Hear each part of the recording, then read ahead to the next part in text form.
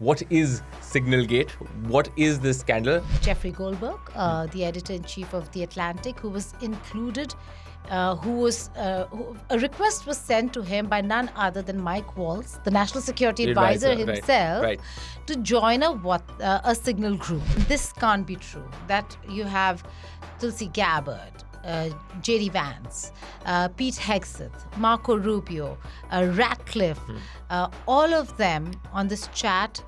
And then the conversation went on to talk about a war plan, an attack plan. It had an entire spreadsheet of the kind of weapons that they're going to use. Let's unravel Geeta's world. Hello and welcome back to Geeta's World. I'm your host, Shashank Matu, sitting down as we try to do every week with Geeta Mohan, the Foreign Affairs editor of India Today. It's the podcast where we sit down, reflect on the biggest news story of the week and try to break down what it all means. And of course, it had to be the story Signalgate, the big, of course, intelligence scandal that's broken out in the United States, where a journalist, a editor-in-chief of The Atlantic, which is an American newspaper, was added to a secret messaging chat with very, very senior members of the Trump administration, including the vice president, the defense secretary, the secretary of state. And this journalist was privy to war plans, including American attempts to strike Yemen and the Houthi rebels there. Lots of questions about national security, intelligence, and incompetence, but perhaps most starkly on behalf of the Trump administration. So I'm going to start by asking Geeta Mohan to perhaps just explain to us, what is Signalgate? What is this scandal? Just get into the weeds of this. Well, for now, I think everybody who tracks and looks at foreign policy, international stories, knows what's happening over here in the United States of America in terms of the signal controversy. It was, like you said, Jeffrey Goldberg, the editor-in-chief of The Atlantic, who was included. A request was sent to him by none other than Mike Walz, the national security advisor himself, to join a signal group. He joined the group, and then he sees that there are all these names, which are initials, and some are initials, some are names, and you know that, okay, these are the names. And he actually thought that somebody was just trying to play a fast one on him. Sure, exactly, a hoax. Yeah. And this can't be true. That you have Tulsi Gabbard, J.D. Vance, Pete Hegseth, Marco Rubio, Ratcliffe, all of them on this chat. And then the conversation went on to talk about a war plan, an attack plan, attacking Yemen. It had an entire spreadsheet of the kind of weapons that they're going to use and the time, all of that. So he was rather surprised. But I like how Jeffrey himself has sort of explained the story in two very important words. He says, the cavalier attitude of the officials, because you just added someone, nobody bothered to check who this JG initials are meant to be for. And then when he saw all this and the chat stopped, he quietly removed himself. And then he says the other way of defining the entire bunch of people is absolutely, he said, to put it politely, incurious. That you added me and nobody noticed is one thing. The gentleman just left the group. You're seeing that some JG has left the group. And no one followed up. Nobody followed up. Nobody called till he started then. He said he was waiting outside a mall to see what's happening. He went on Twitter, typed Yemen, and there you have it. The exact time bombs started dropping. And then he realized that this wasn't a hoax. Then he said it was not a hoax. But to confirm his story, he then wrote to every individual on the group separately. And while they're all denying it and they're saying that thing confidential, he himself says that the Department of Defense were quite professional about it, because they did write back saying that, no, this was an official group. Right. And we are trying to figure out how you were added to it. Right. So this is the basic background. And of course, the questions... Cavalier and incurious. Cavalier and curious. But then the big question is, what does that mean for United States national security? The reporter, of course, the journalist in question, removes himself from the group, but of course has all this information. All of those chats have, many of those chats have come out. Some of those chats are, of course, being held by Jeffrey Goldberg himself because they may include classified information.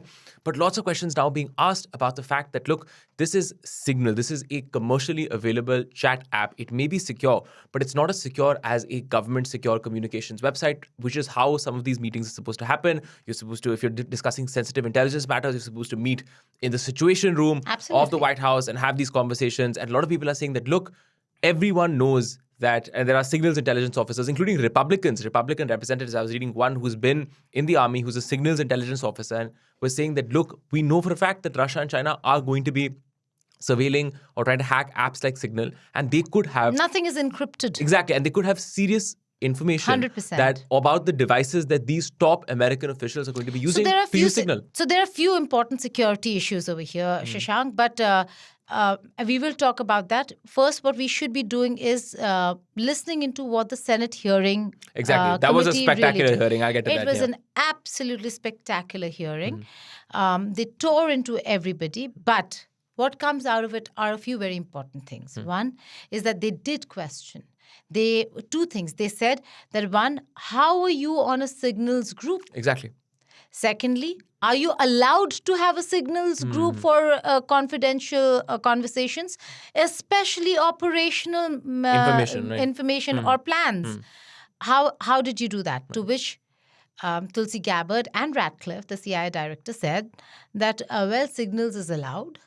And then the second thing they've said, this is at the Senate hearing, that no classified information was shared on the group. So let's just listen to what happened, and then we'll come back. There was no classified material that was shared in that. So then, if there was no classified material, share it with the committee. You can't have it both ways. These are important jobs. This is our national security. Bobbing and weaving and trying to, filibuster your answer. So please answer the question. If this was Director Gabbard, if this was a rank and file intelligence officer who did this kind of careless behavior, what would you do with them? Senator, I'll reiterate that there was no classified material that was shared in that. And if there's no classified materials, share. Senator, I was on a signal messaging group. So you were the John Ratcliffe on that chat? I was. Thank you. Thank you. Can I provide some context, Senator, to that? Yes, but I've got a series of questions. Well, but I think it's important because at the outset you made a couple of comments about signal messaging using encrypted apps. So that we're clear, one of the first things that happened when I was confirmed as CIA director was Signal was loaded onto my computer at the CIA, as it is for most CIA officers. One of the things that I was briefed on very early, Senator, was by the CIA records management folks about the use of Signal as a permissible work use. Okay, so perfect. We've heard what they had to say. Now, of course, Senator Mark Warner, who's, of course, a Democrat, said that, look, if there is nothing that is classified in these conversations, release these conversations. Let them be publicly available. We've already seen some of them. If there's nothing classified, put them out. And if things are classified, then what were you doing on that Signal group? Shouldn't heads roll? Yeah, the conversation, and you put out an entire plan. So if they have to release it, they'll have to release all the things that was said and shared. Which included the entire plan. Right. It had the plan of what time, what is going to take off, which area is going to be bombed when. It had a detailed what weapon systems are going to be used for this attack. So they are in trouble. Right.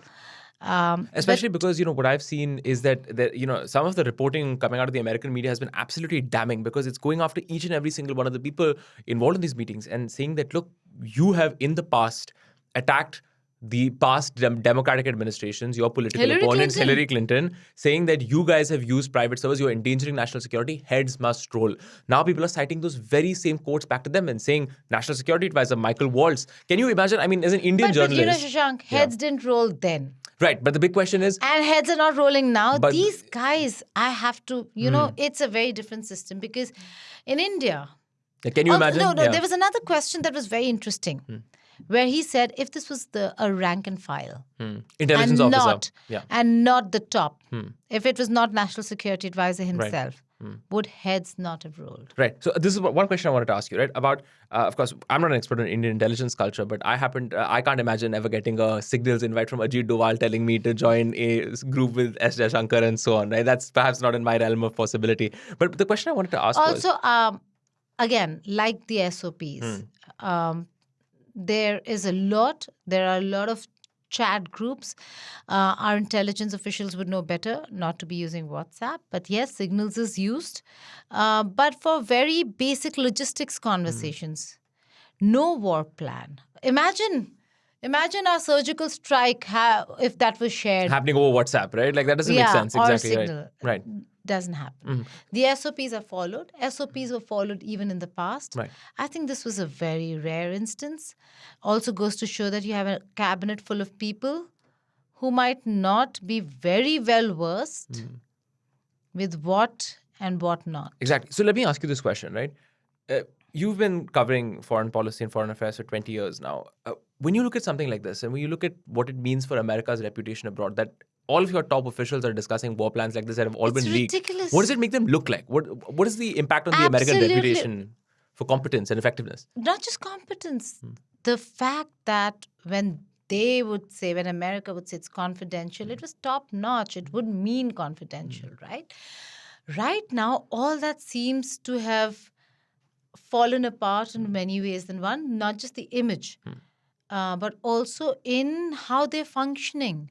The fact that this happened, like one of them, I don't know if it was Senator Bennett or Warner himself, but one of them said, it's shameful. Right.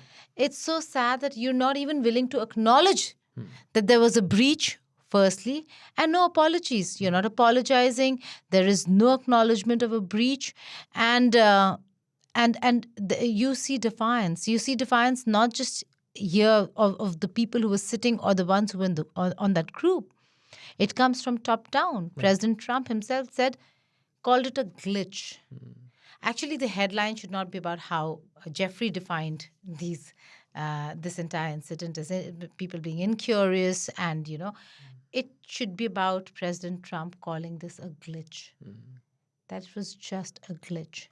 To which questions that are being raised is, forget about this journalist. He's, editor-in-chief of The Atlantic. Right. Very respected American publication. He knew even in the article he's saying, I'm not going to name this official because he's an active operating intelligence officer.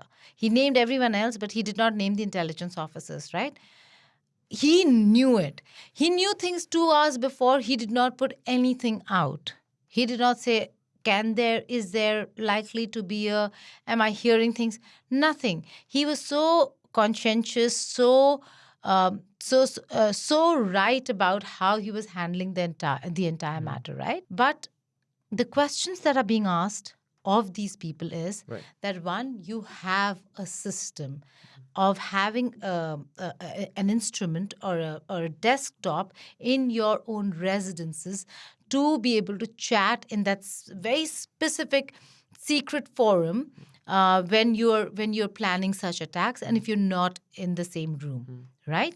It is placed by the agency in a certain location, either your home or your office, and you can sit there and watch or do whatever you have to. It is not available on the phone. So Signal is out of the question, although she said Signal can be used for official purposes, and over here nothing confidential was used. The second thing they said, that if you're planning these things on a phone, should you lose your phone, drop your phone, or it gets stolen, or if it falls in the wrong hands, if Houthis get hold of the Signal chat, what happens then? Forget about Houthis. If any other adversary gets hold of these chats, then what happens? Right. Should you lose your phone, what happens? So these are questions that they need to image. I think it is really, they're not in the right place right now.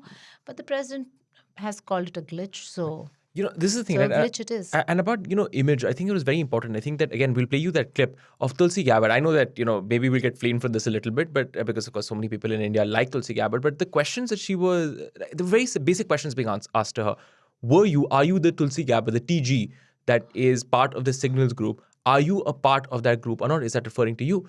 And she says, I'm not here to get into the basics, into the nitty-gritty of that. And then she's asked again by a Democratic senator, are you the TG involved in this group? Like, does TG refer to you in the Signal group? And again, she refuses to answer. It's a simple question. And it's a very simple question. And Answer. Yeah, exactly, right? And it seemed she did not come across very well in that exchange. And the questioning was fierce. It was extremely intense. We'll play you that clip.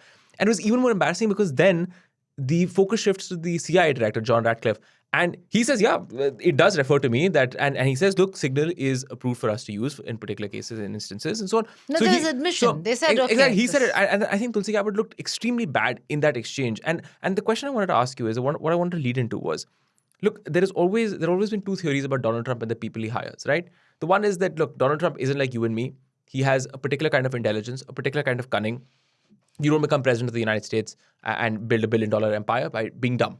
Right? You obviously have some sort of intelligence, and the people he picks are also odd, but they are intelligent in a different way and also add something. So they're not like your typical DC official.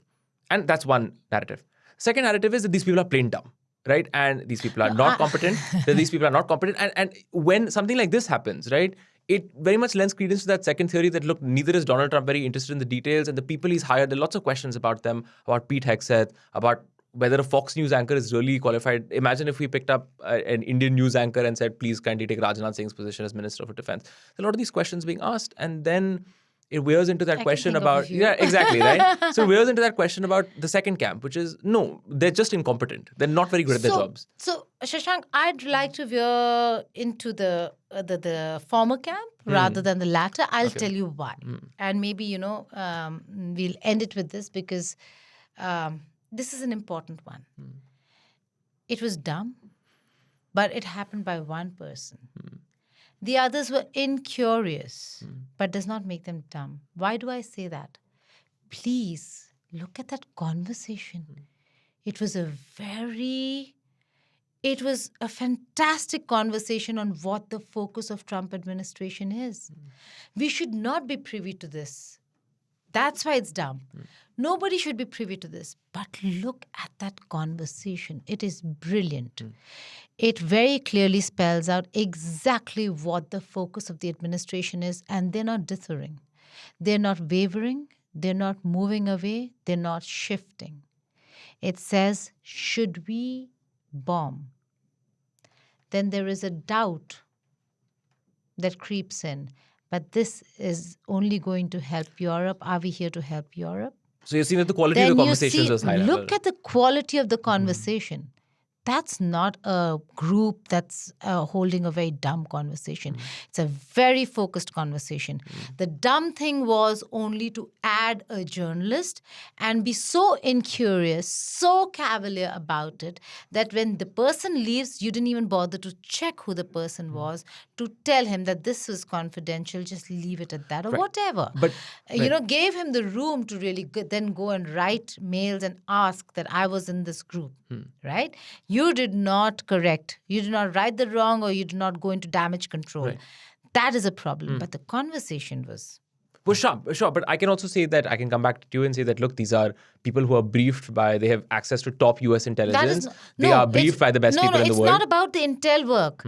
It's not about the logistics. It's not about the planning. It's not about saying, okay, how are we going to do this with Yemen? Right. Exactly. The strategic. It's very Absolutely. specific the strategic about choices. Right. Europe is pathetic, but we need to still work because we're the only ones who can. And what are we going to get in return is something we need to fix. Right. There has to be an economic gain from this. Right. These are conversations that we say they must be having. They are having it. Yes, but the question I want to ask you is that a lot of people are going to look at this, and especially the Russians and the they're Chinese. saying public. Right, but look at some of the responses that have come in. Right? The Canadian Prime Minister, Mark Carney, Canada is a Five Eyes ally. They're going to have to share intelligence with the Americans. And the sense is that, look, if we're going to share intelligence with you, and you guys are going to discuss this stuff on a signals group that could be hacked by Russia or That is China the or image. an adversary. So these are two separate things. No, but I have to That's say image. that no, but isn't Their that image is taken a hit. No, absolutely. But isn't that a difference like between tactics and strategy, right? Which is that sure you can have a great tactical understanding of what should we do in the Houthi situation, so but then- you are then undermining you're- the credibility of your intelligence community and yourself No, as but a then professional. that's tactics again. I mean, that's just talking about where did you do this? How can we trust you? Why are you doing it on Signal? What if it gets into the wrong hands? That we've already said. That the image of holding something confidential really is, great importance, and ensuring that it stays that way was something America was good at. It seems like they have lost the plot over here. And yes, the Five Eyes will be questioning them, but that is to do with this one incident of how were you doing this on Signal. But not on, and if you ask me about whether that makes them look dumb only to the extent that they were doing it on Signal, but very focused in the conversations that they were having. So they're not dumb in The intellectual sense, you're saying. Yeah, they're not dumb there. And also not everybody added. Everybody is now stuck with it. So they're like, who the hell did this to us? Because they didn't care. They were not bothered, of who and who not. Somebody created the group. It was Walz himself. Walz added these people. So, But I also wonder he sometimes. will have to somewhere down the line say or acknowledge. I think he has. He's already given Because an interview if you're to. saying there's nothing confidential, you've said it at the Senate hearing, you will have to, by end of day, like Warner said, I by think- end of day, provide He wants details. information, and that was the question he gave to Kash Patel. And I know that Michael Walz has already come out. He's given an interview to Fox News and said that, yes, it was mea culpa, my fault. But I do feel that I would not want to be Michael Walz or Tulsi Gabbard the next time they walk into a meeting with their fellow intelligence chiefs and their fellow national security advisors, because Yes. you know that they will be. I would heavily judge them if I were their colleagues. I'd be Also, like, I'm you sure are not. there'll be a few jibes. There and a will be, few- I think, a few drives, and I think more than a few From the silent, Canadians for sure. Definitely, and I think more than a few people thinking that, is this really an administration that we can trust or believe that are competent on the level that we have come to expect from Competence the is- Americans yes. in the past? But that is where we shall have to leave it on this episode of Geeta's World. It's been a short one, but I think that we've gotten through a lot of the key questions of Signalgate, what it means for the Americans. But thank you so much for joining us here on Geeta's World. If you enjoyed the podcast, you can absolutely write to us first by email at indiatodaypodcast@gmail.com. Also, if you'd like to reach out to us and drop us a message, you can at this number, 8588 966 996. Thank you so much again for joining us for this 121st episode of Geeta's World here on India Today.